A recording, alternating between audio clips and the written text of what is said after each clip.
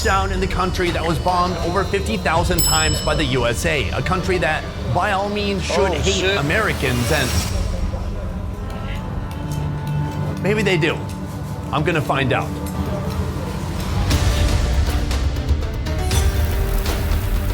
I'm in Baghdad on a culinary mission worth risking my life for.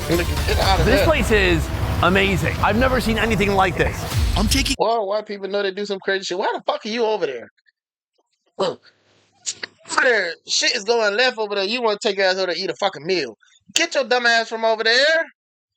Oh my God. Niggas, bro. White niggas. on the best of Iraqi food at every price point, from street food afforded by all. I've seen so many videos of people trying this in Iraq already, and now it's my chance. To high-end Middle Eastern magic that costs hundreds of dollars. At the end, after it's been roasting, is he gonna put the whole animal on the platter? Yeah. This is art.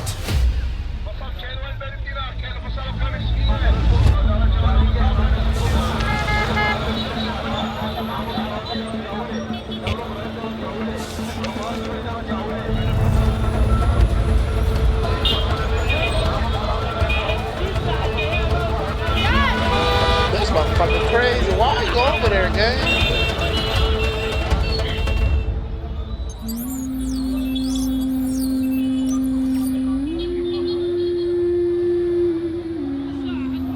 There is a book that was mentioned like in 10th century when Baghdad was the capital city of knowledge, trade, science, and food.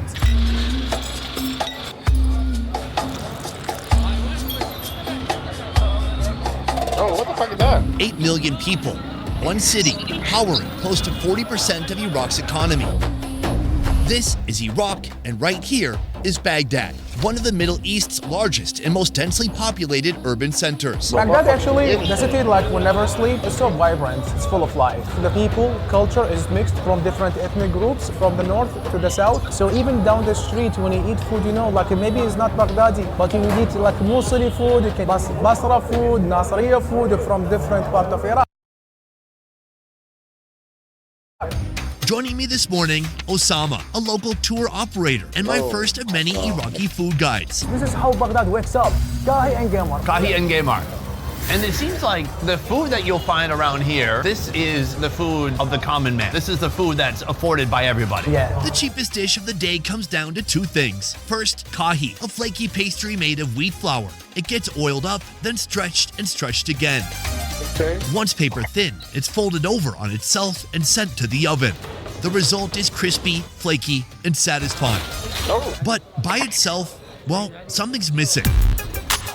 That's where Gamar comes in, a thick clotted cream made fresh from the milk of a buffalo. In 10th century, like there is a book called Tabikh. That book, Kahi and Gamar, has been mentioned everything, the ingredients and everything, but not like comparing to the other countries. They made it from cow's milk, but this one is from buffalo. Dates back to the thousands and thousands of years. Then comes the final touch, a sprinkle of crushed pistachios and a side of date syrup to bring it all together. Step one, you can just pour, you know, that syrup, a little, not that much, and take a piece of Gamar. Oh my gosh, my mouth is watering. What do you think? How is that breakfast? That's dessert.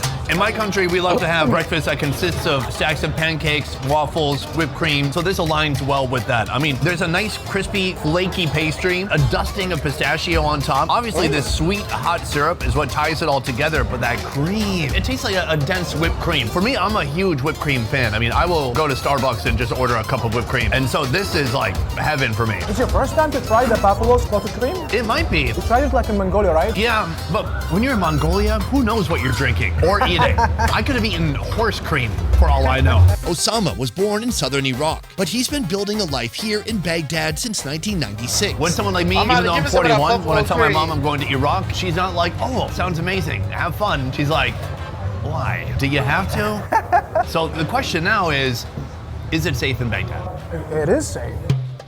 For him? Because Iraq has suffered from the last 4 decades, Iran-Iraq wars, American injection, 2003, and then the sectarian war, and then ISIS. And here we are, 2019, until now it's totally safe for me as a local and for you as a foreigner. The rest of the world doesn't seem to know that. How long does it take the rest of the world to catch up? We cannot predict, maybe 10 years, 5 years. We don't know. We're still working on it. The Iraq of today is far different from what the US military left behind in 2011. But buildings are easier to rebuild than people. So these days, do Iraqi people hate Americans? By the end of this video, I plan to find out. What do you think of that?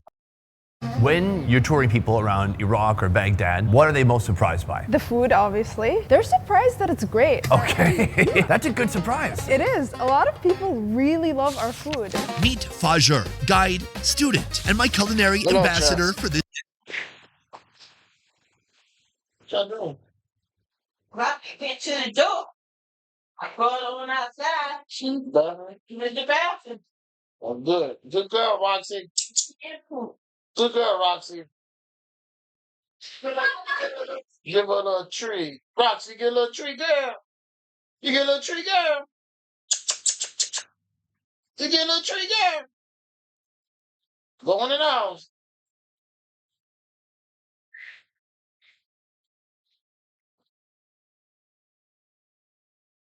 Go in the house, girl.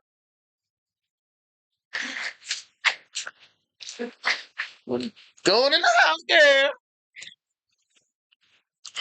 Meal. This is a dish known as why don't you say it? Tashrib. Tashrib. Yes. It's a sheep. It starts where everything good starts. Chopped Yeah. onions, bell Yeah. peppers, Yeah. bay leaves hitting Yeah. hot oil. Then black dried limes go in and Okay. cardamom pods crack open in the heat. These are dried limes. They're a very important part of this Where you dish. get A dried black lime. Why is it black? It was very dried. Is that how it works? If anything gets dry enough, it turns black? Oh my God, I'm I'm dry. not sure either. Oh my God. Chicken drops in next. Turmeric, curry powder, cumin. Then potatoes Goddamn. and chickpeas. To me, I feel like I've seen something similar before, and perhaps I even saw something similar when I was in Iran. I mean, what we have here is kind of stock bread chicken. It seems like a clever way to recycle old bread or bread that's gone kind of stale. Absolutely. And so it gets Yes. rehydrated and it's given new life. This is the thing. The literal meaning of tashrib is infusion, or like to drink. Calling it tashrib is just the bread You get a drinking black line. the How do you broth. make it I black like that. for real, That's for like real? poetry. We have the bread, we How have you the get it broth, and we black? have the chicken. We have no utensils. No. Explain.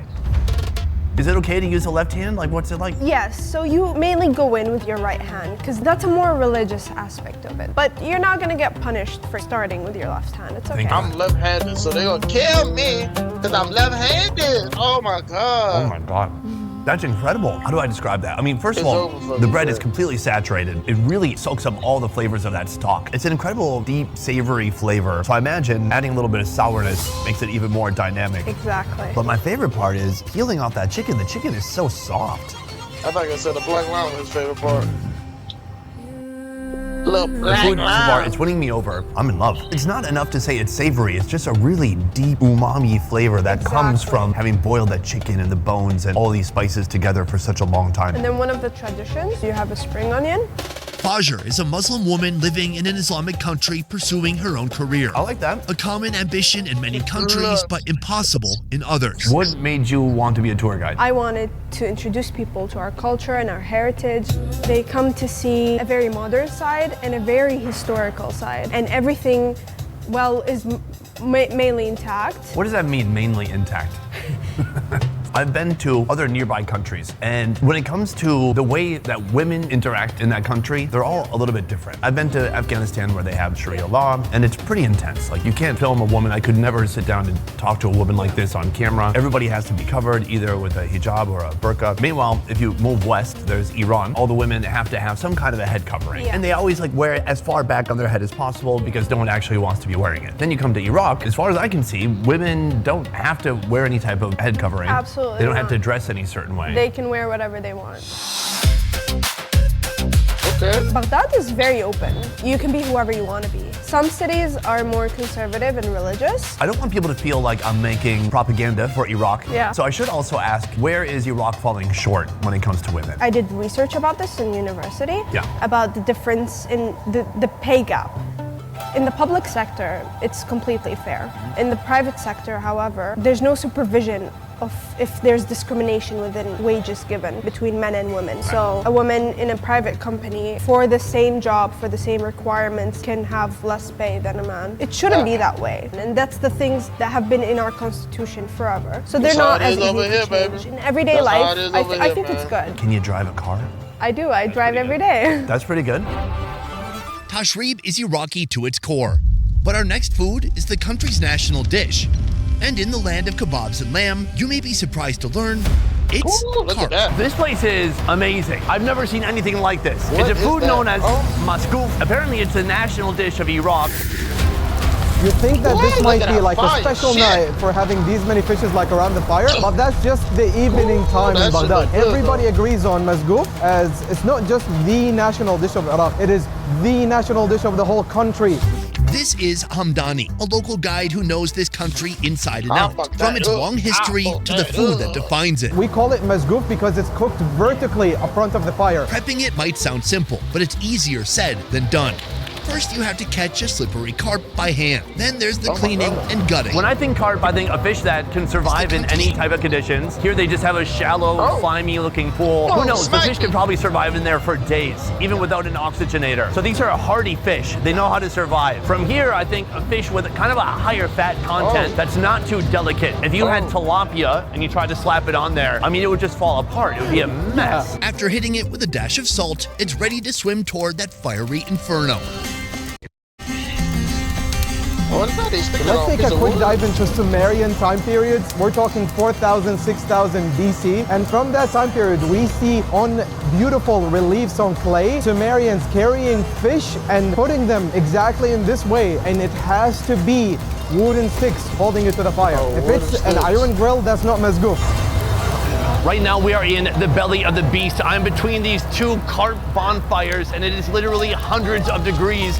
We can only stand to be here for a few seconds because the flame is so intense. I don't know how these workers do it, but they do night after night, roasting up to 500 fish in a single night and 62 at a time between this fire ring and that smaller one in the back. I've never seen anything like it. Once you're a little bit closer, you can actually see how it works. They put the fish on the fire, but I think to protect it from getting too much heat, they put one of these tinfoil plates around it to help disperse the heat. So the heat's not being too concentrated at any one time Lord, on you the gotta fish. catch on And fire. my God, these workers, I'm not sure how they get through the day. I hope they have good health insurance. I have a feeling they don't have any insurance.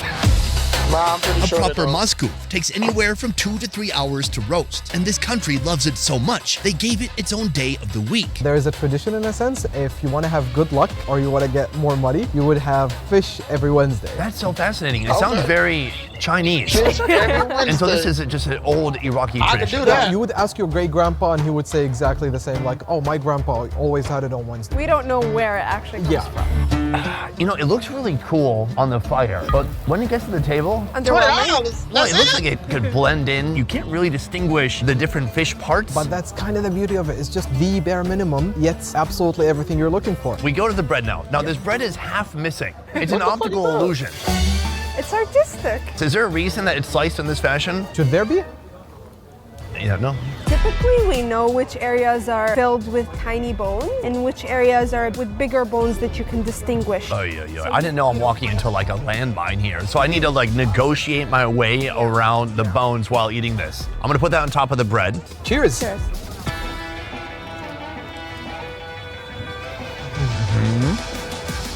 Definitely tastes like freshwater fish. Very minerally, plenty of fat. The piece I got was a little bit mushy, That's because it's closer to the center. but it could use a little bit of a flavor Yeah. enhancer. But that's why we have this right here. It's a mango sauce, a little bit sweet, but it's very flavorful. And another thing we can mango. do is just squeeze the A little citrus lemon. fruit. A little Cool, lemon. now I can dodge bones and seeds. Thank you. Do you want to drop some glass in there too? From here, I'm gonna hit it in that savory mango sauce. Let's see what happens now. I'm about to try that. Put that on my to-do list.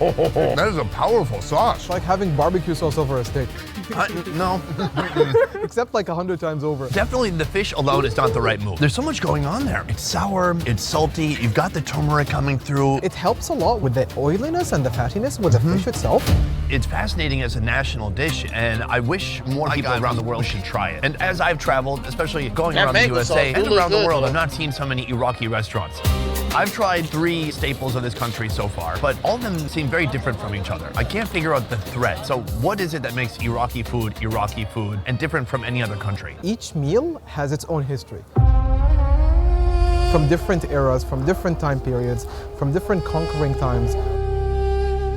A lot of our foods are very similar to neighboring countries' foods, but I think when it becomes Iraqi, it's very different. This is why you've said you haven't seen many Iraqi restaurants. Even if you do, you're rarely, if you ever will, find masbouf there. It's cooked in a certain way. That's a good point. It has a culture around it. It's not just a dish. So with the traditions of, eating it every Wednesday or every Friday, even if you try to make it, you can't really get the same effect.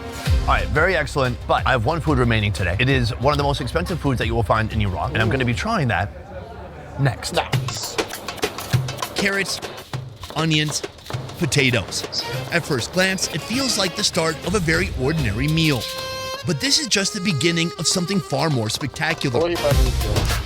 We're at Beban, one of the most upscale restaurants in Baghdad, where Iraqi classics are served like fine dining. All of people from the high tier of Iraqi society, they come here. And tonight, they're preparing an Iraqi meat platter that costs over $400. Chef, that's a nice looking piece of meat.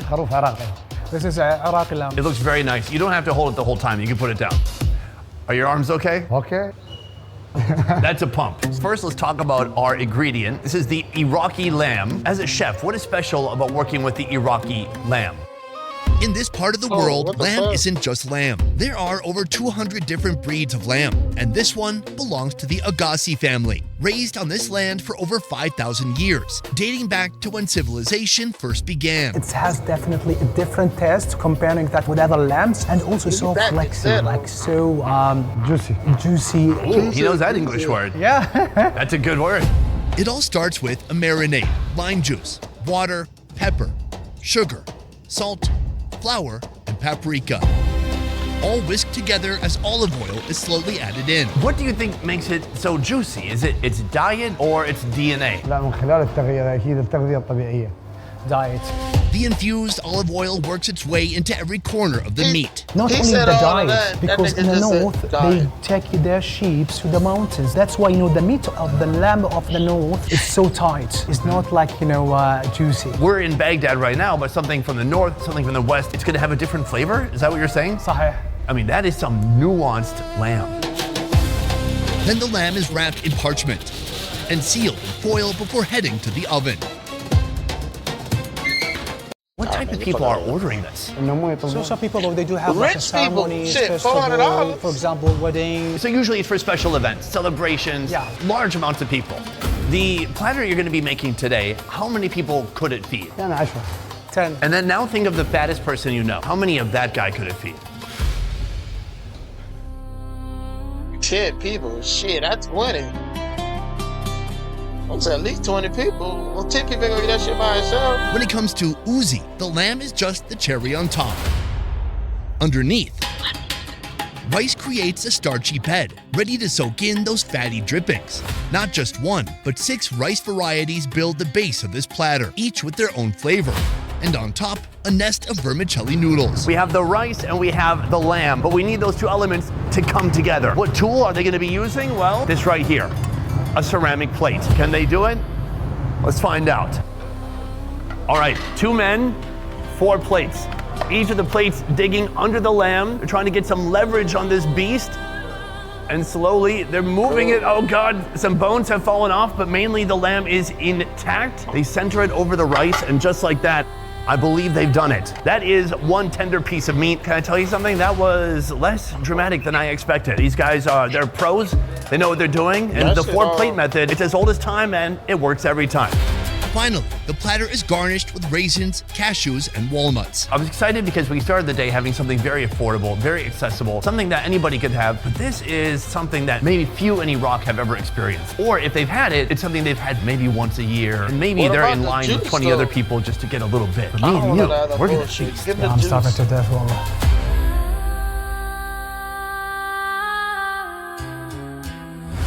Here, we're at a restaurant kind of for the more elite, the people who have some extra money to spend. And they're spending it on stuff like this. I mean, this is a platter that costs roughly $400. Osama, what would you guess is the average monthly salary for someone with a college degree who's like mid-20s, late 20s? I don't know, like maybe like $400. For Baghdad, $400 sometimes barely be enough for like 3 weeks, while in Mosul, for example, that could last me more than 2 months. I mean, $400 is pretty expensive anywhere, but it's especially expensive here. Next, we're gonna break into the actual animal itself. Can you tell where the head and the butt is? This is Mahanat. He lived through something most people can't imagine. His story is coming soon. For us, we like start from here. Oh, that's right, the big fatty tail. That is very delicious and very sweet. In Uzbekistan, they call it the dumba. The Doomba. Fat ass. Hold it, Fat ass lamb. Dude, change your position. I would like to dig into this giant piece of meat, absolutely just get torn from the body. It's been maybe 45 minutes to an hour since it came out of the oven. It's still hot, it's steamy. I mean, look at that meat. This looks super delicious. So I'm gonna get my rice. I've got some fat here from the butt and some protein. Cheers. Cheers. Right from that ass. From that ass. Oh, wow. Got that fat from that Wow, ass. the fat has so much flavor. Now I get it. The meat is a bit lean and it's not exploding with flavor. You mix that with the rice, but especially the fat, and it's like lamb butter. It melts on your tongue. I mean, this is like the Wagyu of the Middle can't East. eat that. What is the most prized part after the ass? Hajar. It's the under chest. As opposed to butt fat, we have chest fat. I mean, this will beg the question, are you an Ah. ass man or a breast man? Well, let's try and see. Yeah, damn. Eating that ass. That's awesome.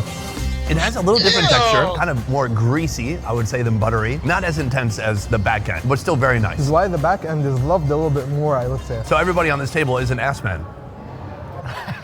They're both tear good. If I that had to ass choose up. one, it's the back They end. tear That that tail, ass 10 out of up. 10. Chef's kiss. When I started this video, I had a big question I wanted to answer, and that question is, do Iraqi people hate Americans? We'll get to that in a moment. First, I want to talk about some of the challenges Iraq has faced in the recent past. Yeah. My fellow citizens, at this hour, American and coalition forces are in the early stages of military So I'm gonna operations get my rice. to disarm Iraq, What the fuck is this? to free its people, and to defend the world from grave danger. The US invaded Iraq in 2003 and finally withdrew in 2011. 13, man. Over 1 million lives were lost, and an 13 unstable years government was left behind.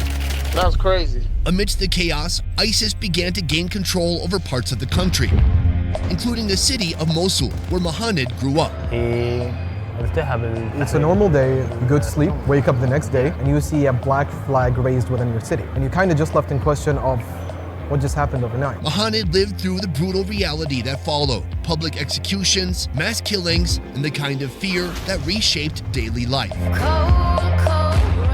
Over that period of time, more than 3,700 executions were carried out in Mosul. More than 10,000 members of the city are missing.